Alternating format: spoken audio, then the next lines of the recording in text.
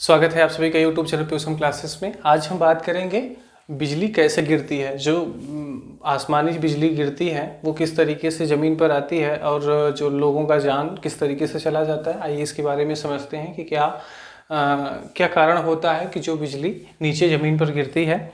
और अभी जो है हाल ही में एक रिपोर्ट तैयार हुई है जिसमें कि अब पहले के मुकाबले अब लगभग 34 से 35% या लगभग 34 से 35% जो है बिजली गिरने की संभावनाएं बढ़ चुकी हैं।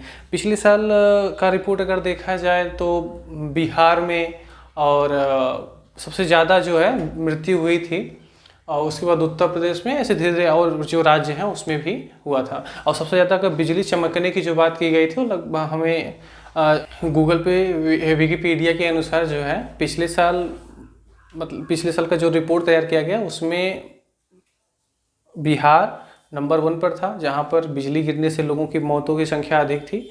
और उसके बाद उत्तर प्रदेश, और सबसे ज़्यादा जो बिजली चमकने या दिखने की जो बात की गई वो पंजाब प्रांत में की गई है। तो ऐसे ही अलग अलग राज्यों में अलग अलग तरीके से हुई हैं कि क्यों होते हैं, क्या कारण होते हैं, उसके भी बारे में ये समझते हैं। उसको समझने से पहले ये समझते हैं कि बादल कैसे बनते हैं। ठीक है, बादल बनते कैसे हैं। बादल जो होता है वो देखिए एक तरफ से दूसरी तरफ ऐसे जाता रहता है, हवाएं जो चलती रहती हैं दूसरी तरफ जाता रहता है।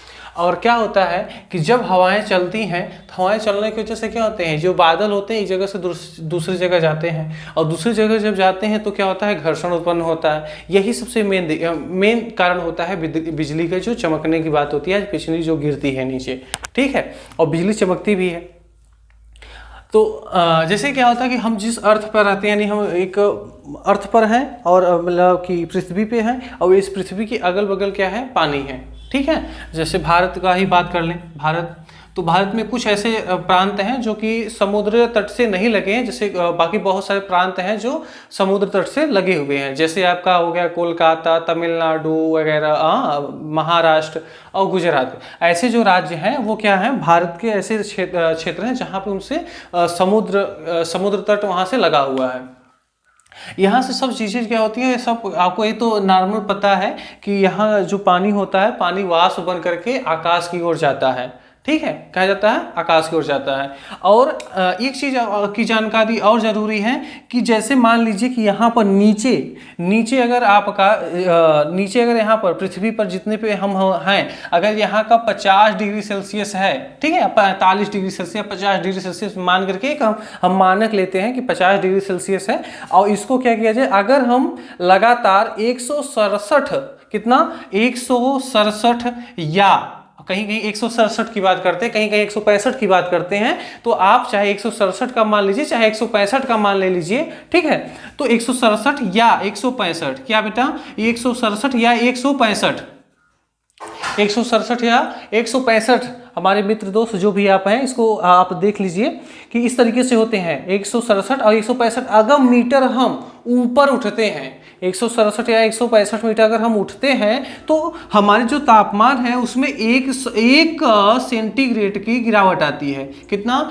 1 सेंटीग्रेड की गिरावट आती है। अगर हमें समझना है कि क्यों गिरावट आती है तो ये भूगोल की चीज़ है। आप भूगोल जो आपको पढ़ाते हैं वहाँ से पूछ सकते हैं, या अन्य दूसरे वीडियो में हम भूगोल से रिलेटेड जब लेकर के आएंगे तो आपको इसका जवाब हम दे देंगे। ठीक है, तो कितना, 167 165 मीटर जब हम ऊपर उठते हैं तो 1 सेंटीग्रेड में गिरावट होती है। और हमारा जो बादल होता है, जहां से वर्षा होती है, यहां पर लगभग 16 किलोमीटर, मान लीजिए लगभग 16 km होता है। लगभग कहीं 10 माना जाता है, 12 माना जाता है, 16 माना जाता है। तो मिनिमम जैसे जहां पर जैसा जगह हो उस तरीके से माना जाता है। ठीक है, तो कितना हो गया आपका 16, और 16 में अगर हम क्या करें, केएम में बदल दें तो लगभग 16,000 हो जाएगा। 16,000 क्या हो जाएगा, मीटर हो जाएगा। और 16,000 मीटर में अगर हम 167 का उठा दें तो लगभग हमें आएगा 95, और 95 में अगर पाता है तो लगभग -45 डिग्री सेल्सियस हो जाएगा। समझ पा रहे हैं, नहीं समझ पा रहे हैं? अच्छे से फिर देखिए कि अगर यहाँ पर बादल जो है पृथ्वी से 16 किलोमीटर ऊपर है, कितना किलोमीटर, 16 किलोमीटर ऊपर है, तो अगर पृथ्वी के निचली सतह पर या पृथ्वी पर 50 सेंटीग्रेड यानी 50 सेंटीग्रेड अगर है तो ऊपर जो 16 किलोमीटर पे जाते जाते कितना हो जाएगा आपका -45 डिग्री सेल्सियस में बदल जाएगा। लगभग ये जो संख्या एक हम लगभग मान लेकर के आए हैं, इसमें अगर थोड़ी बहुत ऊपर नीचे हो तो आप समझ सकते हैं, ये लगभग मान लेकर के आए कि इतना हो जाता है। फिर आपके मन में आएगा कि बिल्कुल ये सर जो अगर -45 डिग्री सेल्सियस है तो जो भाप है ये भाप नहीं रह जाएगा, यह किस में बदल जाएगा, यह बदल जाएगा आपके आइस में यानी बर्फ में। ठीक, समझा गया होगा क्यों किस में बदल जाएगा, भाप यानी सॉरी आइस में। तो जो बादल है यह बादल क्या है, बर्फ है या बर्फीले हवाएं कह सकते हैं, जो क्या होते हैं एक जगह से दूसरी जगह घूमती रहती हैं। ठीक है, ये क्या है, बर्फ ही है। ठीक, अब जब बर्फ है तो नीचे से क्या हो रहा है, यहां से लगातार क्या हो रहे हैं, ये जा रहे हैं। कौन जा रहा है, तो यहाँ से लगातार वाष्प जा रहा है। जब वाष्प जा रहा है तो यहाँ ऊपर भी वाष्प पहले से है। अब एक वाष्प जाने के बाद यहाँ भी ये बर्फ बन रहा है, ऊपर ये बर्फ है। अब ये बर्फ इस बर्फ में दोनों में घर्षण होगा, क्योंकि हवाएं तो चली रही हैं, बादल एक दूसरे से घर्षण करेंगे ही। जब घर्षण करेंगे तो आप एक चीज जानते होंगे, बचपन में किए भी होंगे कि एक पेन को लेकर के ऐसे रगड़ा जाए तो बाल में रगड़ा जाए, उसके बाद फिर कागज उगज के पास ले जाया जाए तो कागज के जो छोटे छोटे टुकड़े होते हैं वो पेन में फंसने लगते हैं। ठीक है, एक नियम ये है। दूसरा कि आप लोग इस तरीके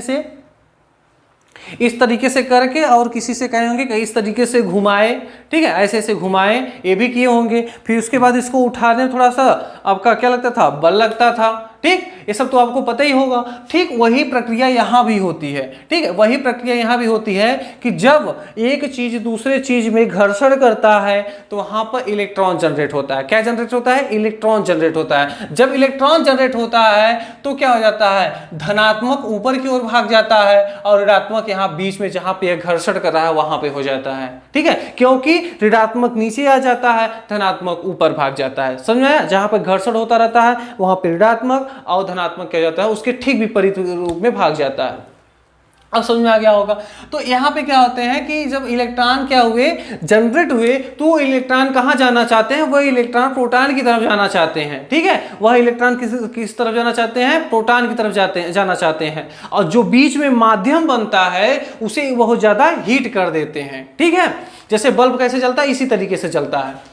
फिर इलेक्ट्रॉन जब क्या हो जाएगा, ये ऊपर जाना चाहेगा तो जो बिजली गिरने की जो बिजली के तरीके होते हैं, बिजली कैसे गिरता है, तो ये 3 तरीके से बिजली जो है वो दिखती है और बनती है और गिरती है। ठीक है, पहला क्या है, पहला होता है कि एक बादल से दूसरे एक ही बादल में जो होता है इस तरीके से कि एक बादल है यहाँ पर मान लीजिए और एक बादल है यहाँ पर, तो इसी में इस तरीके से आपको दिखाई देगा, इस तरीके से दिखाई देगा, इस तरीके से दिखाई देगा। ठीक है, आप तस्वीर में हम यहाँ पे तस्वीर भी लगा देंगे, वहाँ पर जो स्क्रीन पर तस्वीर भी लगा देंगे, वहां से आप भी देख सकते हैं। यहाँ भी आप समझ लीजिए कि इस तरीके से कैसे कि अगर ये बादल है, यहाँ पर कुछ चीजें हैं, यहाँ पे दोनों में घर्षण हुआ तो एक बादल से इसी दूसरे बादल में ऐसे ऐसे करके हो जाएगा। इसे इंग्लिश में कहते हैं इंट्रा क्लाउड। क्या कहते हैं, इंट्रा क्लाउड। ठीक है, और एक होता है एक बादल इधर हो गया, दूसरा बादल इधर हो गया, तो इसमें से ऐसे जाता है, इस तरीके से घूम के जाएगी, इस तरीके से घूम जाएगी, जैसे यहां से इस तरीके से इसमें चला जाए या यहां से इस तरीके से इसमें चला जाए। ठीक है, मतलब कि यहां से ऐसे चला जाए प्लस की ओर और यहां से ऋणात्मक जो है इधर धन की ओर चला जाए। ठीक, ऐसे समझिएगा। और एक होता है क्लाउड टू अर्थ, यानी बादल से पृथ्वी की ओर, बादल से पृथ्वी की ओर। ठीक है, इतना समझा गया होगा, किधर बादल से पृथ्वी की ओर। एक होता है एक ही बादल में ऊपर नीचे जैसे हो जाता है, एक होता है एक बादल से दूसरे बादल में, और एक होता है बादल से पृथ्वी तक, बादल से पृथ्वी तक। अब क्या होता है कि अगर बादल से बादल में चला कोई दिक्कत नहीं है, और फिर अगर एक बादल से दूसरे बादल में चला गया तब भी कोई दिक्कत नहीं। सबसे ज्यादा दिक्कत होता है कि जब बादल से वह जमीन की ओर आता है, तब बादल से किधर आता है, जमीन की ओर। जब क्या होते हैं, बादल एक दूसरे से बहुत तेजी से घर्षण करते हैं, और इतना आवाज इसलिए होता है क्योंकि वर्षा होती रहती है। वर्षा के समय अगर कोई भी चीज हो, मतलब कि अगर जैसे मान लीजिए कि गर्म चीज हो और उस पर अचानक से पानी डाल दिया जाए तो क्या होगा, बोलेगा कि नहीं बोलेगा, एकदम पूरा एकदम गूंज उठेगा, वो एकदम चिल्ला उठेगा, एकदम हाँ एकदम खौला एकदम खौला उठेगा। उसी तरीके से क्या है, ये भी है कि जब गिरते हैं तो वहाँ पे वर्षा होती रहती है, बहुत ज़्यादा गर्म होते हैं। इनका हीट जो होता है वो कितना होता है 2700 डिग्री सेल्सियस। कितना होता है, सॉरी 27,000 डिग्री सेल्सियस। कितना होता है 27,000 डिग्री सेल्सियस। अब सोचिए कितना तेज गर्म होता है। यहाँ तक कि सूर्य का अगर तापमान देखा जाए तो केवल 6,000 डिग्री सेल्सियस होता है। कितना 5,000 से 6,000 डिग्री सेल्सियस होता है। यहाँ पर 27,000 डिग्री सेल्सियस तक है। लेकिन सबसे अच्छी बात यह है कि ये जो है ये कुछ सेकेंड के लिए होता है, बहुत देर के लिए नहीं होता है। अगर बहुत देर के लिए हो तो काफी लोगों की जान चली जाए। ठीक है, एक कुछ देर के लिए होता है, कुछ सेकंड के लिए होता है। कुछ सेकंड यानी 0.005 सेकंड के, बहुत छोटे सेकंड में मापा जाता है, इसे बहुत छोटे सेकंड में होता है। ठीक, तो जो बादल है, बादल से जब अर्थ पे क्यों आते हैं, बादल पे अर्थ आने का मतलब सिर्फ इतना है कि आप यहाँ देख रहे हैं कि पेड़, यहाँ पर जो पृथ्वी के ऊपर जो पेड़ पौधे हैं, वनस्पतियां हैं, हवाएं चलती हैं। हवाएं चलने की वजह से वनस्पतियां और जो पेड़ पौधे होते हैं एक दूसरे से क्या करते हैं, घर्षण करते हैं। और जब घर्षण करते हैं, बस वही नियम यहाँ भी कि जब घर्षण करते हैं तो इलेक्ट्रॉन जो होता है वो नीचे चला जाता है, प्रोटॉन जो होता है ऊपर रहता है। इसीलिए जो यहाँ से निकला हुआ इलेक्ट्रॉन होता है वो क्या करेगा, वो प्रोटॉन की ओर भागेगा। और जब प्रोटॉन की ओर भागेगा तो वो क्या हो जाएगा, मतलब क्लाउड टू अर्थ, यानी कि बादल से पृथ्वी की ओर जो है बिजली वो चली जाती है। कहां से, बादल से बिजली की ओर, बादल से पृथ्वी की ओर वह बिजली चली जाती है। समझा कि नहीं है? कहां से, बादल से पृथ्वी की ओर चली जाती है। कब चली जाती है, जब यहां पर इलेक्ट्रॉन है जनरेट हुआ, नीचे पहले प्रोटॉन है तो इलेक्ट्रॉन किधर भागेगा, प्रोटॉन की ओर। यह उधर न जाकर के सीधे पृथ्वी की ओर चली जाती है, जिसकी वजह से यहाँ पे जो पेड़ पौधे होते हैं अगर उनके ऊपर गिर गया तो वो भी नष्ट हो जाते हैं। अगर किसी आदमी के ऊपर गिर गया तो वो भी एकदम मस्त फर्स्ट क्लास हो जाते हैं। हाँ, एकदम ऐसे सुलग उठते हैं एक तरीके से। ठीक, एकदम खत्म हो जाते हैं, क्योंकि इसका जो टेम्परेचर कितना है 27,000 डिग्री सेल्सियस लगभग होता है। कितना, 27,000 डिग्री सेल्सियस। ठीक है, तो इतना आपको समझ में आ गया होगा, कोई दिक्कत नहीं है। आपको बता दिए कि हम किस तरीके से जो बिजली होती है कैसे कैसे गिरती है। और एक नॉर्मल ये तरीका है कि सबको पता है कि पहले जो है बादल आपस में जब टकराते हैं तो आवाज़ होती है, फिर बिजली गिरती है। लेकिन बिजली की जो है स्पीड वो ज़्यादा तेज है, इसलिए बिजली पहले दिखाई देती है और जो वॉइस है वो बाद में सुनाई देता है, क्योंकि वॉइस का बिजली से कम रफ्तार होती है। ठीक है भैया, इतना समझा गया होगा। अब इससे समझते हैं कि बचे कैसे। तो अगर फ़ोन वगैरह, अगर मतलब कि जब बारिश हो रहा है तो उस समय अगर फ़ोन वगैरह आ रहा है तो आप उसको उस पर फ़ोन ना कीजिए, क्योंकि वो भी कहीं ना कहीं टावर से जुड़े होते हैं, वहाँ पे बिजली आपको मार सकती है। अगर आप खिड़की दरवाजे के पास न जाएं, क्योंकि वहाँ पर भी वह बिजली अगर आसपास गिरेगी तो लोहे वगैरह के चीज़ होते हैं, उनके पास इलेक्ट्रॉन मतलब कि वहाँ पे प्रोटॉन ज़्यादा होते हैं, इसलिए वहाँ पर क्या हो जाएगा, वो सब धनात्मक होते हैं। आपको ये सब पता ही होगा, जितने भी धातु वगैरह होते हैं वो अधिकांश जो धातु होते हैं सब धनात्मक होते हैं, तो वो चले जाते हैं वहाँ तक, चले जाएंगे कहाँ तक, पृथ्वी में चले जाएंगे वहाँ से। इसलिए आप वहाँ पे छू के न रहिए, नहीं तो एकदम आप वहीं पर अकड़ जाएंगे। ठीक है, वहीं पे आप अकड़ जाएंगे। और अगर आप खेत वगैरह में कहीं फंस गए हैं तो आप थोड़ा सुरक्षित रहिए और पेड़ के नीचे ना खड़े हो जाइए। एक ही जगह दोनों पैर एक ही में बांध, ऐसे सटा करके, अंगूठे इसके साथ एड़ी सटा करके आप एक ही जगह कान बंद करके बैठ जाइए। ठीक है, अगर आप खड़े रहेंगे तो क्या है, जब भी बिजली होती है वो अपने नजदीक क्या होता है, प्रोटॉन ढूंढता है। और नजदीक में अगर आपको ही समझ लिया कि आप प्रोटॉन के जनरेट कर रहे हैं तो आपको ही पकड़ करके वहीं पर सुलगा देगी और आप एकदम सुलग जाएंगे। ठीक है, और ये दूसरी बात कि कभी भी किसी भी व्यक्ति के सर पर या उसके ही शरीर पर बिजली नहीं गिरती, आसपास कहीं पेड़ वगैरह पे गिरती है, उसकी ही चपेट में हम लोग आ जाते हैं और लोगों की मृत्यु हो जाती है। इतना आप लोगों को एकदम बढ़िया से समझ में आ गया होगा। और दूसरी बात यह है कि अगर हम कभी, अगर मान लीजिए कि अगर हवा में एरोप्लेन उड़ रहा है और उसे क्या है कि उसके ऊपर अगर बिजली गिरी तो क्या वहाँ के बैठे सभी लोग मर जाएंगे? तो आंसर है नहीं मरेंगे, क्योंकि उसे बहुत ही मजबूती तरीके से बनाया गया होता है। और साथ ही में वह इस तरीके से, जो एरोप्लेन होते हैं उसके जो आकार होते हैं कुछ इस तरीके से होते हैं, जब ऊपर यहाँ बिजली गिरी तो ऐसे घूम के इधर हो जाएंगे और यहाँ पे जो है नीचे जो प्रोटॉन है वो इलेक्ट्रॉन को अपनी ओर खींच लेंगे, इसलिए एरोप्लेन के ऊपर कोई भी प्रभाव नहीं पड़ता है। ठीक, और एक फैराडे नामक वैज्ञानिक थे जिन्होंने कॉपर का एक स्तंभ बनाया था, एक टावर बनाया था, जिसमें उन्होंने बताया था कि अगर हम उस टावर को घर पे खड़ा कर दें और उसके उसके रिलेटेड मतलब टावर को इस तरीके से खड़ा कर दें, ठीक है,